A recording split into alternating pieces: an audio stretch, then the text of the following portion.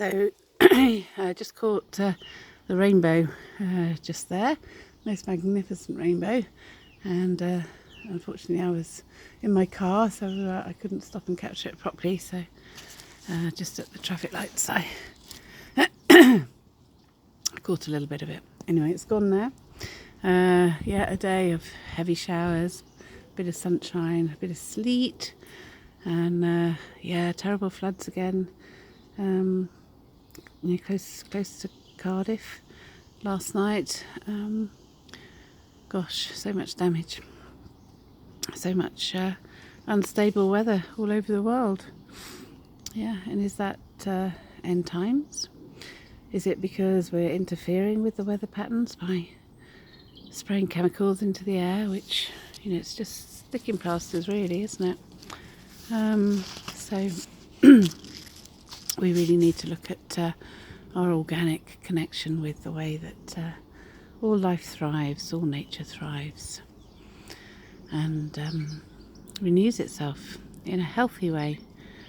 And so many of these sort of quick fixes, they're literally for a short-term increase of production. Oh, there's a plane coming. I'll just stop a minute.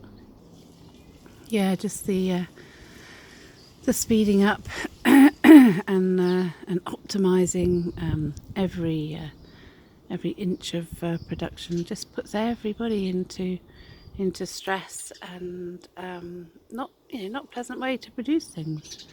Minimizing manpower.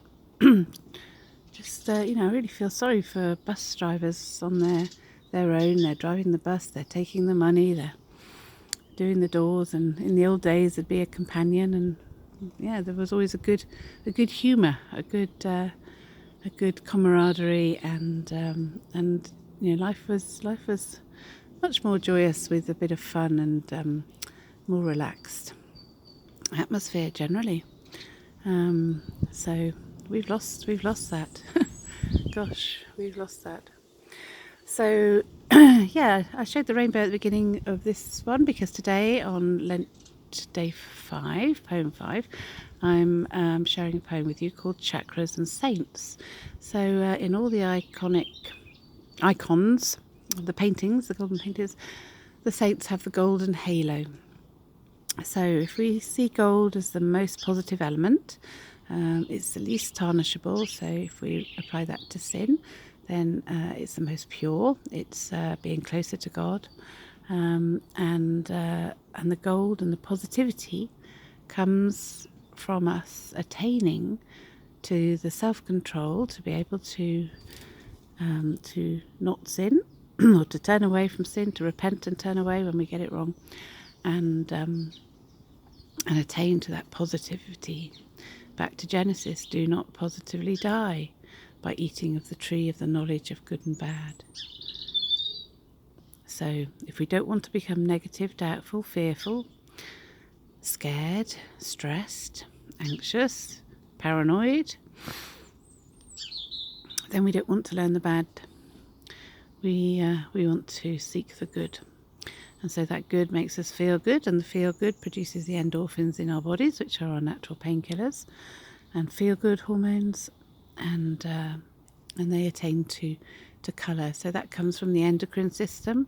Now the chakras in the body, I know some Christians are anti alternative or complementary, I like to call them, medicines and treatments and crystals as well, but having worked with them myself, then when you know and understand them, there's no doubt. And the energy centres of the body are really just reflective of how the endocrine gland is working, and they relate through the body from the root and the hips and the sacrum, being the red and orange rays, into our power centre where we make decisions and attain or not to our empowerment, and then that affects our heart, which is the green and the space, and the love, and then the communication of that as we come up higher into the throat, the thyroid gland, and the pineal, and ultimately the pituitary, which is the master gland for all the hormones. Again, in the old days, some of the monks in monasteries would drill holes in their forehead to try and get that light into their brain, into their body, thinking that drilling a hole would let more light in. So, yeah, but enlightenment comes from the love, comes from attaining to that love. So this poem's about that. And when we lose that love, when we lose that energy and vitality, the colour, and of course Joseph's Technicolor dream coat, I think, is all about the chakras, and it's golden lined as well. And the holy city attains to gold. It's that positive flow, it's that positive energy, which is love, which is always positive, which is always good and kind and upbuilding. Yeah. And when we don't have that, then we all know what an ill person looks like. And people, somebody who's dying, they don't have much colour, very grey pallor, and as that energy fades from the body, then so does the colour. So chakras and saints. Colours, bright as an inquisitive child. Vision swirling, light bridging worlds. Colours, dimmed with pain, grey with cancer, dark and black with death. Colours, bright as a playful child, light as a rainbow across a waterfall. Colours oiled like paintings, love forming golden halos.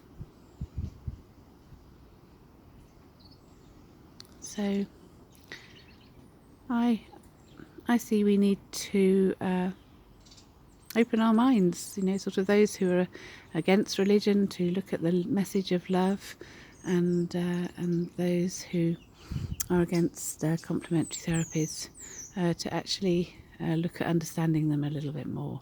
As I've said before, if we can look at Bible in quantum, then it makes perfect sense. It's all about energy, it's all about vitality, it's all about that energy of love and vitality for ultimate health and well-being and joy and heaven and peace on earth. It can happen. It can happen. It is happening, and Jesus Christ is returning quickly. Thanks be to God. And have a blessed day.